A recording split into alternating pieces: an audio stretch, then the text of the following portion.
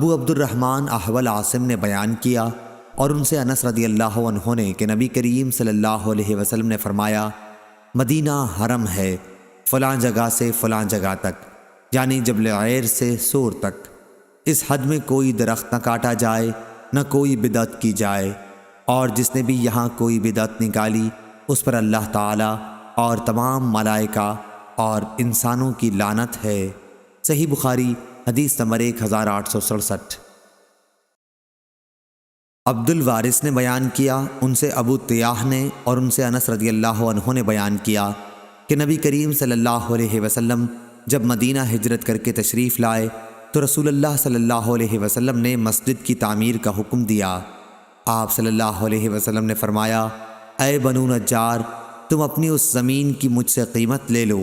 لیکن انہوں نے عرض کی کہ ہم اس کی قیمت صرف اللہ تعالیٰ سے مانگتے ہیں۔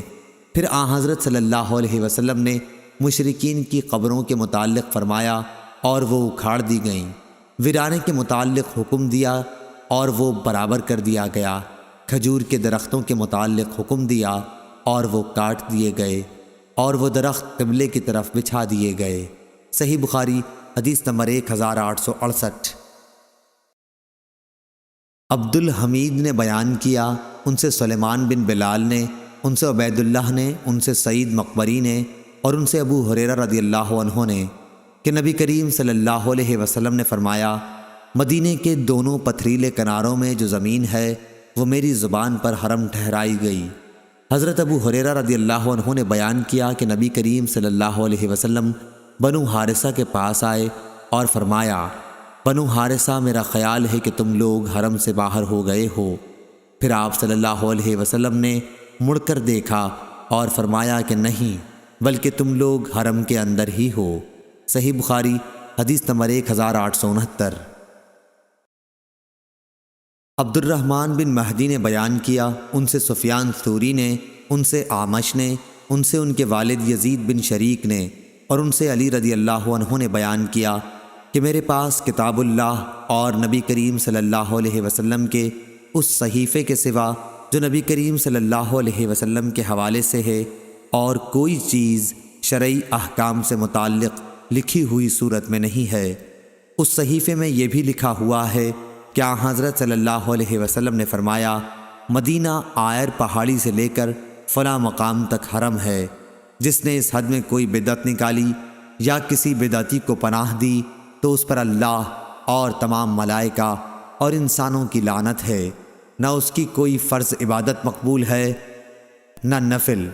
اور آپ صلی اللہ علیہ وسلم نے فرمایا کہ تمام مسلمانوں میں سے کسی کا بھی عہد کافی ہے، اس لیے اگر کسی مسلمان کی دی ہوئی امان میں دوسرے مسلمان نے بدعہدی کی تو اس پر اللہ اور تمام ملائکہ اور انسانوں کی لعنت ہے، نہ اس کی کوئی فرض عبادت مقبول ہے نہ نفل۔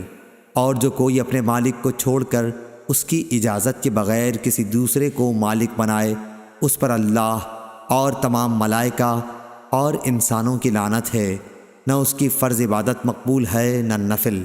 صحیح بخاری حدیث نمبر 1870۔ یحییٰ بن سعید نے بیان کیا کہ میں نے ابو الحباب سعید بن یسار سے سنا، انہوں نے کہا کہ میں نے ابو ہریرہ رضی اللہ عنہ سے سنا، انہوں نے بیان کیا کہ حضرت صلی اللہ علیہ وسلم نے فرمایا کہ مجھے ایک ایسے شہر میں ہجرت کا حکم ہوا ہے جو دوسرے شہروں کو کھا لے گا، یعنی سب کا سردار بنے گا۔ منافقین اسے یثرب کہتے ہیں، لیکن اس کا نام مدینہ ہے۔ وہ برے لوگوں کو اس طرح باہر کر دیتا ہے جس طرح بھٹی لوہے کے زنگ کو نکال دیتی ہے۔ صحیح بخاری حدیث نمبر 1871۔ عمرو بن یحییٰ نے بیان کیا، ان سے عباس بن سہل بن سعد نے اور ان سے ابو حمید سعدی رضی اللہ عنہ نے یہ بیان کیا کہ ہم غزوہ تبوک سے نبی کریم صلی اللہ علیہ وسلم کے ساتھ واپس ہوتے ہوئے جب مدینے کے قریب پہنچے تو آپ صلی اللہ علیہ وسلم نے فرمایا کہ یہ طابہ آ گیا۔ صحیح بخاری حدیث نمبر 1872۔ امام مالک نے خبر دی، انہیں ابن شہاب ظاہری نے، انہیں سعید بن مسیب نے کہ ابو ہریرہ رضی اللہ عنہ فرمایا کرتے تھے، اگر میں مدینہ میں ہرن چرتے ہوئے دیکھوں تو انہیں کبھی نہ چھیڑوں۔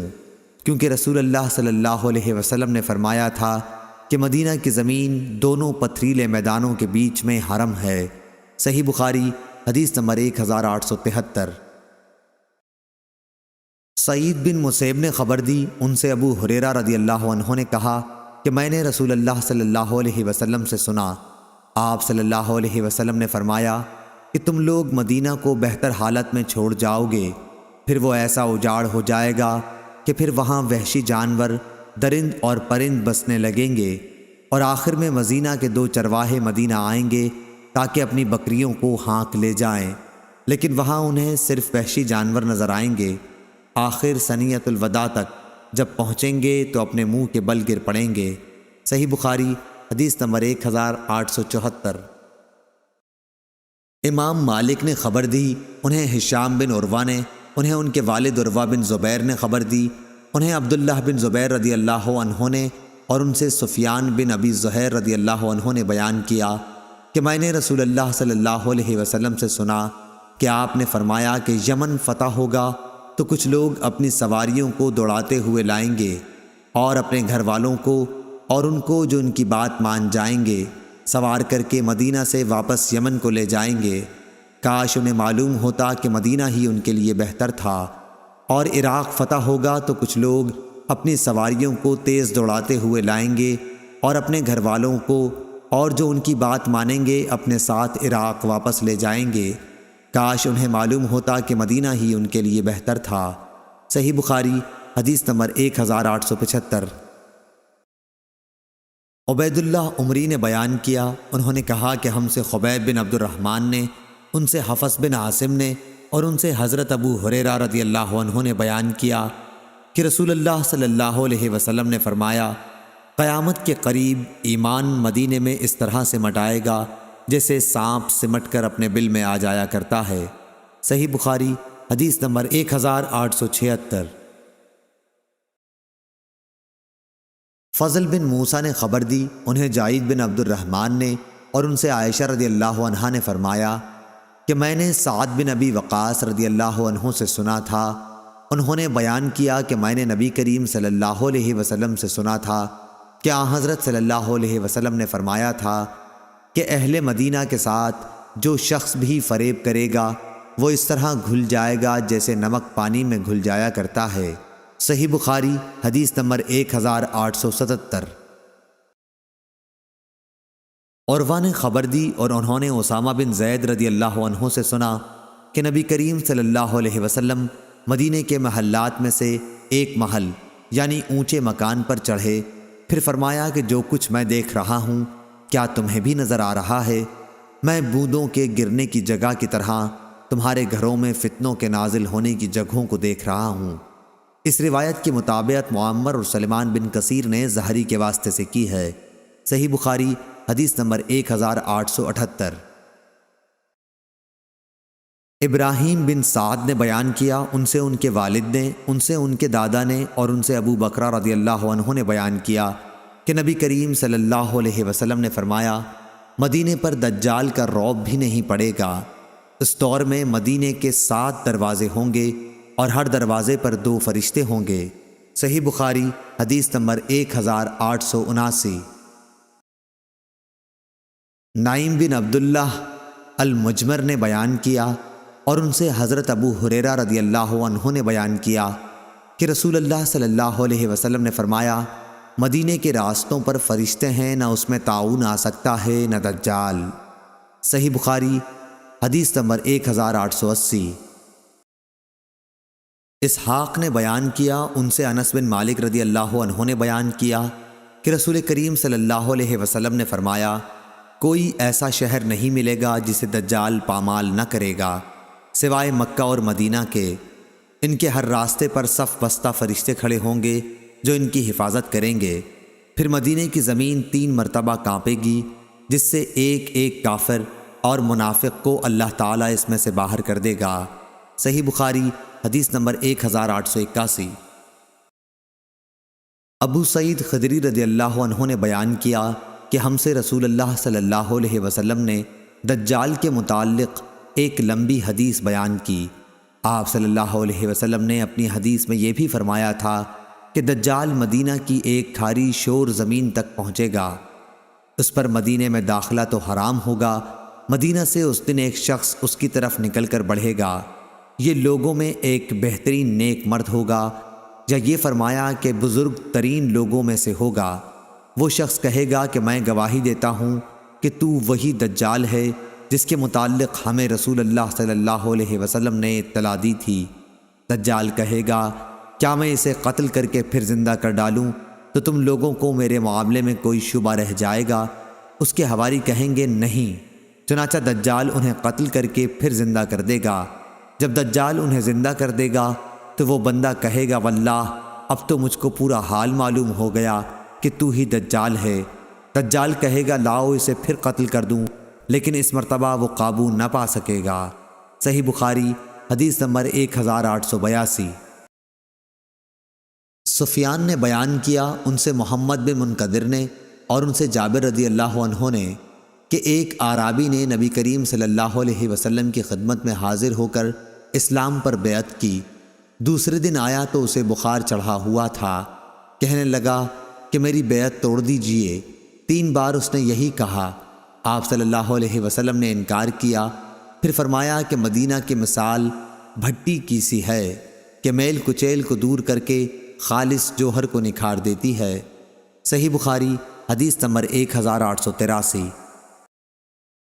عبداللہ بن یزید نے بیان کیا کہ میں نے زید بن ثابت رضی اللہ عنہ سے سنا، آپ فرما رہے تھے کہ جب نبی کریم صلی اللہ علیہ وسلم جنگ احد کے لیے نکلے تو جو لوگ آپ صلی اللہ علیہ وسلم کے ساتھ تھے ان میں سے کچھ لوگ واپس آ گئے، یہ منافقین تھے۔ پھر بعض نے تو یہ کہا کہ ہم چل کر انہیں قتل کر دیں گے، اور ایک جماعت نے کہا کہ قتل نہ کرنا چاہیے۔ اس پر آیت نازل ہوئی فما لکم فی المنافقین فئتین، اور نبی کریم صلی اللہ علیہ وسلم نے ارشاد فرمایا کہ مدینہ برے لوگوں کو اس طرح دور کر دیتا ہے جس طرح آگ میل کچیل دور کر دیتی ہے۔ صحیح بخاری حدیث نمبر 1884۔ وہب بن جریر نے بیان کیا ان سے ان کے والد نے بیان کیا، انہوں نے یونس بن شہاب سے سنا اور انہوں نے انس رضی اللہ عنہ سے کہ رسول اللہ صلی اللہ علیہ وسلم نے فرمایا کہ اے اللہ جتنی مکہ میں برکت عطا فرمائی ہے مدینے میں اس سے دگنی برکت کر۔ جریر کے ساتھ اس روایت کے مطابق عثمان بن عمر نے یونس کے واسطے کے ساتھ کی ہے۔ صحیح بخاری حدیث نمبر 1885۔ اسماعیل بن جعفر نے بیان کیا ان سے حمید نے اور ان سے انس رضی اللہ عنہ نے کہ نبی کریم صلی اللہ علیہ وسلم جب کبھی سفر سے واپس آتے اور مدینہ کی دیواروں کو دیکھتے تو اپنی سواری تیز فرما دیتے، اور اگر کسی جانور کی پشت پر ہوتے تو مدینہ کی محبت میں اسے ایڑ لگاتے۔ صحیح بخاری حدیث نمبر 1886۔ انس رضی اللہ عنہ نے بیان کیا کہ بنو سلمہ نے چاہا کہ اپنے دور والے مکانات چھوڑ کر مسجد نبوی سے قریب اقامت اختیار کر لیں، لیکن رسول اللہ صلی اللہ علیہ وسلم نے یہ پسند نہیں کیا کہ مدینہ کے کسی حصے سے بھی رہائش ترک کی جائے۔ آپ صلی اللہ علیہ وسلم نے فرمایا اے بنو سلمہ تم اپنے قدموں کا ثواب نہیں چاہتے؟ چنانچہ بنو سلمہ نے اپنی اصلی اقامت گاہ میں ہی رہائش باقی رکھی۔ صحیح بخاری حدیث نمبر 1887۔ خبیب بن عبد الرحمن نے بیان کیا ان سے حفص بن عاصم نے اور ان سے ابو ہریرہ رضی اللہ عنہ نے کہ نبی کریم صلی اللہ علیہ وسلم نے فرمایا میرے گھر میرے ممبر کے درمیان جنت کے باغوں میں سے ایک باغ ہے، اور میرا ممبر قیامت کے دن میرے حوض کوثر پر ہوگا۔ صحیح بخاری حدیث نمبر 1888۔ ابو اسامہ نے کہا ان سے ہشام نے ان سے ان کے والد عروہ نے اور ان سے عائشہ رضی اللہ عنہا نے کہ جب رسول کریم صلی اللہ علیہ وسلم مدینہ تشریف لائے تو ابو بکر اور بلال رضی اللہ عنہ بخار میں مبتلا ہو گئے۔ ابو بکر رضی اللہ عنہ جب بخار میں مبتلا ہوئے تو یہ شعر پڑھتے، ہر آدمی اپنے گھر والوں میں صبح کرتا، حالانکہ اس کی موت اس کی جوتی کے تسمے سے بھی زیادہ قریب ہے۔ اور بلال رضی اللہ عنہ کا جب بخار اترتا تو آپ بلند آواز سے یہ اشعار پڑھتے، کاش میں ایک رات مکے کی وادی میں گزار سکتا اور میرے چاروں طرف اذخر اور جلیل گھاس ہوتی۔ کاش ایک دن میں مہنا کے پانی پر پہنچتا، اور کاش میں شامہ اور طفیل پہاڑوں کو دیکھ سکتا۔ کہا کہ اے میرے اللہ، شیبہ بن ربیعہ، عتبہ بن ربیعہ اور امیہ بن خلف مردودوں پر لعنت کر، انہوں نے ہمیں اپنے وطن سے اس وبا کی زمین میں نکالا ہے۔ رسول اللہ صلی اللہ علیہ وسلم نے یہ سن کر فرمایا، اے اللہ، ہمارے دلوں میں مدینہ کی محبت اسی طرح پیدا کر دے جس طرح مکہ کی محبت ہے، بلکہ اس سے بھی زیادہ۔ اے اللہ، ہمارے سا اور ہمارے مد میں برکت عطا فرما، اور مدینہ کی آب و ہوا ہمارے لیے صحت خیز کر دے، یہاں کے بخار کو جحفہ میں بھیج دے۔ عائشہ رضی اللہ عنہا نے بیان کیا کہ جب ہم مدینہ آ گئے تو یہ خدا کی سب سے زیادہ وبا والی سرزمین تھی۔ انہوں نے کہا، مدینہ میں بطحان نامی ایک نالے سے ذرا ذرا بدمزہ اور بدبودار پانی بہا کرتا تھا۔ صحیح بخاری حدیث نمبر 1889۔ لیث نے بیان کیا، ان سے خالد بن یزید نے، ان سے سعید بن ابی ہلال نے، ان سے زید بن اسلم نے، ان سے ان کے والد نے اور ان سے عمر رضی اللہ عنہ نے، جو فرمایا کرتے تھے، اے اللہ، مجھے اپنے راستے میں شہادت عطا کر اور میری موت اپنے رسول اللہ صلی اللہ علیہ وسلم کے شہر میں مقدر کر دے۔ صحیح بخاری حدیث نمبر 1890۔